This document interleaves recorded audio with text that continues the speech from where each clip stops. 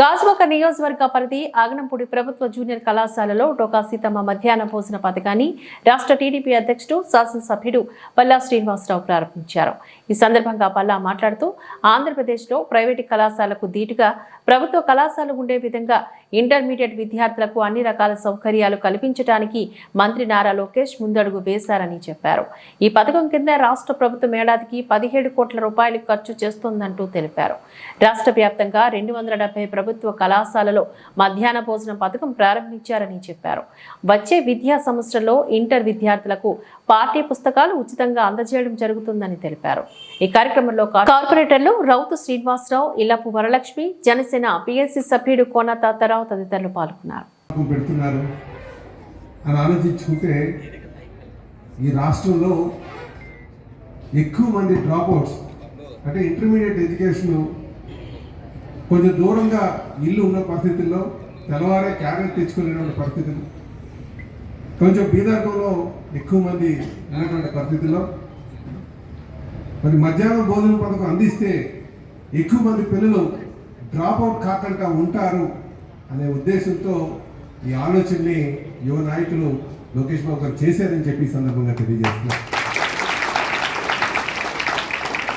ఈ కార్యక్రమం ఇంత ఘనంగా ఇక్కడ యాక్చువల్గా మినిస్టర్ గారిని తీసుకొద్దాం అనుకున్నాను, కాకపోతే వారికి స్కెడ్యూల్ ఎక్కువ ఉన్న వల్ల మరి మహిళా కాలేజ్ కాంప్లెక్స్ దగ్గర ఉన్నటువంటి మహిళా కాలేజ్కి వెళ్ళారు.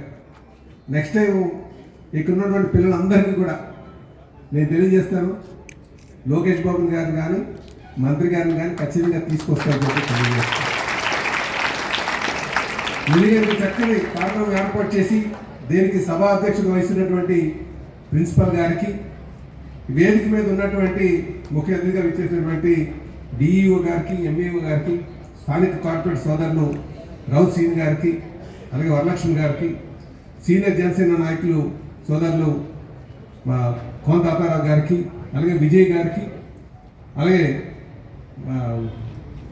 సత్యారావు గారికి, మా సోమశేఖర్ గారికి, అలాగే మా మాస్టర్ గారికి, నారాయణరావు మా గ్రామ ప్రజలతో పాటు ముఖ్యంగా పిల్లలందరినీ కూడా ఆశీర్వదిస్తూ మీరు జీవితంలో మంచిగా స్థిరపడాలి, మంచిగా స్వశక్తితో పైకి ఎదగాలి, మంచి ఉద్యోగాలు చేయాలి, ఇల్లుని ముందు నడిపించాలి, మంచి ఆలోచనతో ముందు ఎదగాలని చెప్పేసి మరి మిమ్మల్ని అందరినీ కూడా దీవిస్తూ, అలాగే ఈరోజు మన ప్రభుత్వం ఏ పథకం పెట్టినా సరే దాన్ని సద్వినియోగం చేసుకోవాల్సినటువంటి అవసరం ఉంది. దాన్ని ఏ విధంగా ఉపయోగపడుతుంది, ఏ విధంగా దాన్ని ఉపయోగించుకోవాలి, దాని ద్వారా చదువుకోవాలి, మంచిగా చదువుకోవాలి అని చెప్పేసి అంటే ఆలోచన ప్రభుత్వం ఆలోచన కూడా మీరు మంచిగా చదువుకోవాలనే, మీ చదువుకు ఎటువంటి ఇబ్బంది పడకుండా ఉండాలి. ఎందుకంటే తెల్లవారు వస్తున్నారు, మధ్యాహ్నం ఎక్కడ భోజనం పెడితే ఎక్కడ ఉండి చదువుకుంటారన్న ఒక ఆలోచనతో మరి ప్రభుత్వం పెడుతుంది. కనుక పిల్లలందరూ కూడా ఈ పథకాన్ని సద్వినియోగం చేసుకోవాలని చెప్పేసి ఈ సందర్భంగా తెలియజేస్తున్నాం. అలాగే కాలేజీకి కావాల్సినటువంటి అన్ని సదుపాయాలు కూడా ఏర్పాటు చేస్తామని చెప్పి ఈ సందర్భంగా తెలియజేస్తున్నాం. అసలు ఈ కాలేజీ కోసం కూడా మనం చెప్పుకోవాలి. ఒకసారి నాకు ఒకసారి ఈ రోడ్డు మీద వెళ్తున్నప్పుడు అలా కాలేజీ చూస్తే మంచి హ్యాపీగా మనసు చాలా తృప్తిగా అనిపిస్తుంది.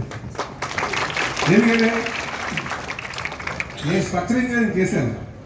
యాక్చువల్లీ దీని డ్రాయింగ్ అయితే చాలా డిఫరెంట్గా ఉంటుంది. ముందు వచ్చినటువంటి డ్రాయింగ్, ఆ డ్రాయింగ్ ఎలా అంటే సి షేప్లో ఉండేది. సి అంటే ఫ్రంట్కి చిన్న పాట కనిపించి వెనకాల ఆ రివర్స్ సిలో డిజైన్ వచ్చింది. రివర్స్ డిజైన్ ఆ డిజైన్